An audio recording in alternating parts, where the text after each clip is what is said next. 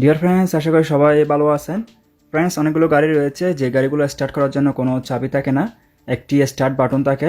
ওই start button দিয়ে আপনি গাড়িগুলো স্টার্ট করতে পারবেন। তো যে গাড়িগুলো স্টার্ট বাটন দিয়ে স্টার্ট করতে হয় ওই গাড়িগুলো আপনি কীভাবে স্টার্ট করবেন এই বিষয় নিয়ে আজকে আপনার সাথে ডিটেলস শেয়ার করব। সো আপনারা দেখতেছেন মোটরস ফ্যানবয় এবং আমি আছি আপনার সাথে আরএচ হাদি। So let's get start.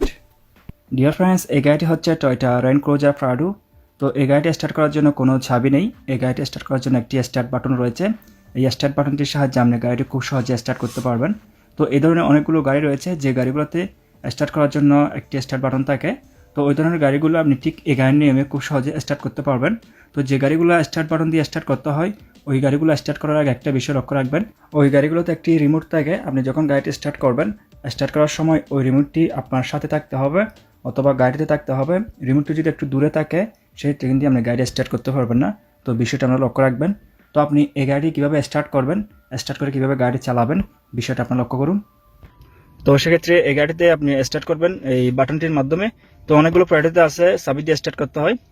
সেক্ষেত্রে আপনি যদি ব্রেকে পা দিয়ে এটা যদি একবার চাপ দেন তাহলে গাড়িটা স্টার্ট হয়ে যাবে।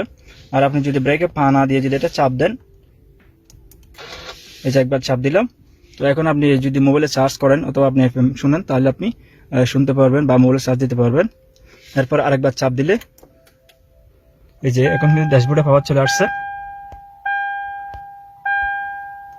তারপরে আপনি সুইচটা আরেকবার চাপ দিলে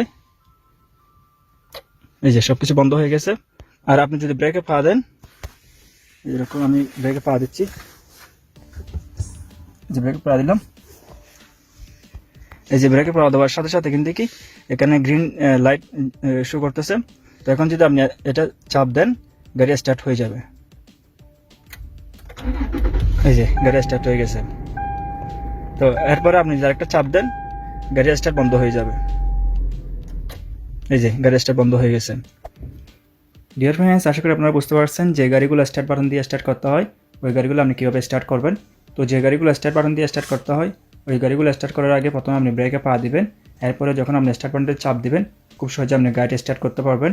তবে গাড়িটি স্টার্ট বন্ধ করার সময় আপনাকে ব্রেকে পা দিতে হবে না। তো আপনি যখন গাড়িটি বন্ধ করবেন প্রথমে আপনি গাড়িটি পার্কিং করবেন, গিয়ার লিভারটা পিতে শিফট করবেন, এরপরে পার্কিং ব্রেক ইউজ করবেন, এরপর আপনি গাড়ির স্টার্ট বন্ধ করবেন। আপনি এই ধরনের গাড়িগুলো ব্রেকে পা দিয়েও স্টার্ট বন্ধ করতে পারবেন এবং ব্রেকে পা না দিয়েও স্টার্ট বন্ধ করতে পারবেন। কিন্তু কি আপনি যখন এই ধরনের গাড়িগুলো স্টার্ট করবেন প্রথমে ব্রেকে পা দিবেন, এরপরে স্টার্ট বাটন চাপ দিলে এই ধরনের গাড়িগুলো আপনি খুব সহজে স্টার্ট করতে পারবেন। এই ধরনের গাড়িগুলো স্টার্ট করার সময় ড্যাশবোর্ডে পাওয়ার থাকা অবস্থায় আপনি ব্রেকে পা দিয়ে খুব সহজে স্টার্ট করতে পারবেন এবং ড্যাশবোর্ডে পাওয়ার না থাকলেও যে কোনো সময় আপনি ব্রেকে পা দিয়ে স্টার্ট করতে পারবেন। এছাড়া ফ্রেন্ডস, এই গাড়িটি হচ্ছে টয়োটা রেঞ্জ ক্রুজার প্রাডো। আপনি এই গাড়িটি কীভাবে চালাবেন, এই গাড়িতে কীভাবে গিয়ে শিফট করবেন এই বিষয় নিয়ে আমরা একটা ভিডিও আপলোড করছি, আপনারা চাইলে ওটা দেখে নিতে পারেন। তো ওটার লিঙ্ক আই বাটনে দেওয়া থাকবে। ডিয়ার ফ্রেন্ডস, কোনো কিছু না বুঝে থাকলে অবশ্যই কমেন্ট করবেন। আর ভিডিওটি ভালো লাগলে ভিডিওটি একটি লাইক দিবেন এবং ভিডিওটি শেয়ার করে অন্যদেরকে দেখার সুযোগ করে দিবেন। এছাড়া ফ্রেন্ডস, আমাদের নেক্সট ভিডিওগুলো আপডেট নিউজ পেতে আপনারা চাইলে আমাদের ফেসবুক পেজটি লাইক দিতে পারেন এবং আপনারা চাইলে আমাদের ইনস্টাগ্রামে ফলো করতে পারেন। তো ফেসবুক পেজের লিঙ্ক এবং ইনস্টাগ্রামের লিঙ্ক ডিসক্রিপশন বক্সে দেওয়া আছে। So thank you very much every single person. Take care of yourself. Tata, bye by.